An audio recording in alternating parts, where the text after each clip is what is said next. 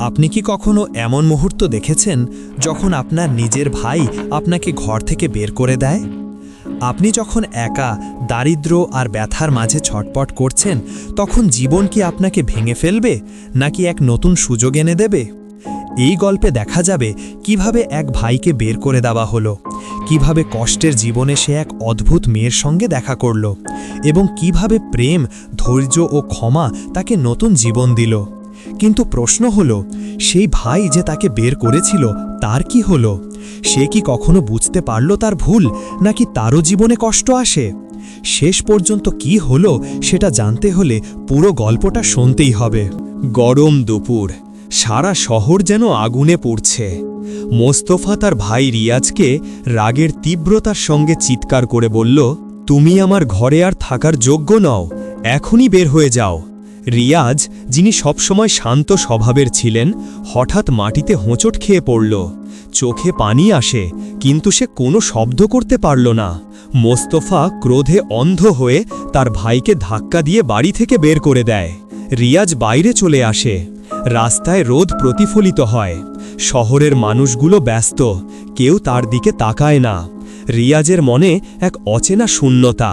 সেই দিন থেকেই তার জীবন বদলে যায়। রিয়াজের খাবার নেই, ঘুম নেই। প্রতিদিন সকালে জাগে, কিছু খোঁজে, কিছু কাজ করে, কিন্তু কখনো যথেষ্ট হয় না।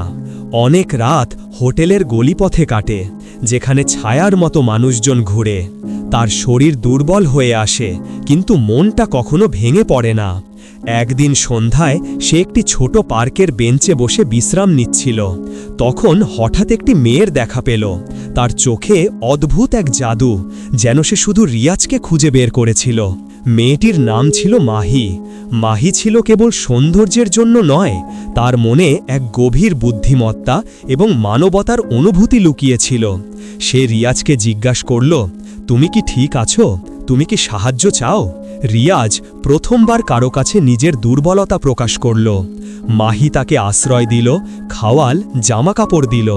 সে রিয়াজকে ধীরে ধীরে শিখাল জীবনের নতুন পাঠ: কষ্টে ধৈর্য রাখা, নিজের যোগ্যতায় বিশ্বাস রাখা এবং প্রেমের শক্তি অনুভব করা। রিয়াজের মন ধীরে ধীরে মাহির প্রতি আকৃষ্ট হতে থাকে। মাহির হাসি, কথা বলা, ছোট ছোট আচরণ, সব কিছুই তার হৃদয়কে স্পর্শ করে। সে প্রথমবার অনুভব করে যে জীবনে শুধুই কষ্ট নয়, আনন্দও আছে। মাহি তাকে নিয়ে যায় নদীর তীরে, পাহাড়ের গহীনে, শহরের ছোট ছোট রেস্টুরেন্টে। প্রতিটি জায়গায় রিয়াজ শিখছে নতুন কিছু। মাহি তাকে শুধু ভালোবাসছিল না, সে তাকে মানুষ হিসাবে গড়ে তুলছিল। রিয়াজ, মাহি একদিন বলল, তুমি জানো জীবনের সবচেয়ে বড় শক্তি কি? নিজের প্রতি বিশ্বাস আর ভালোবাসা।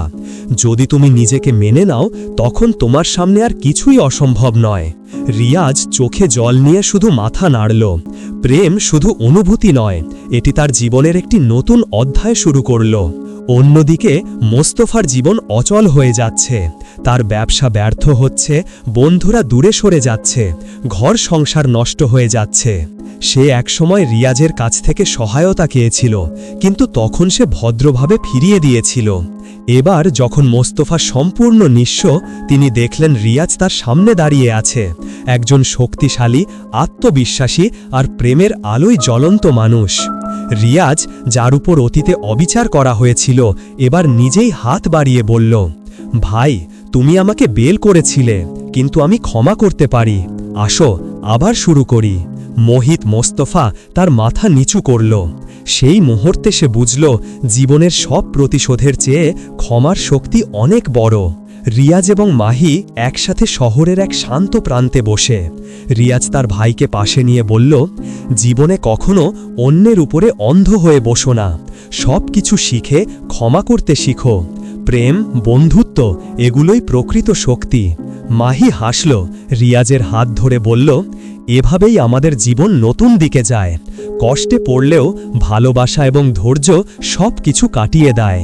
মোস্তফা সেই দৃশ্য দেখে বুঝল যে জীবন কেবল ক্ষমা আর ভালোবাসার মধ্যেই পরিপূর্ণ। রিয়াজের কষ্ট তাকে একটি নতুন মানুষ বানিয়েছে। মাহি তার জীবনকে আলো দিয়েছে। মোস্তফা শিক্ষা পেল, অহংকার কখনো জীবনকে আনন্দ দেয় না।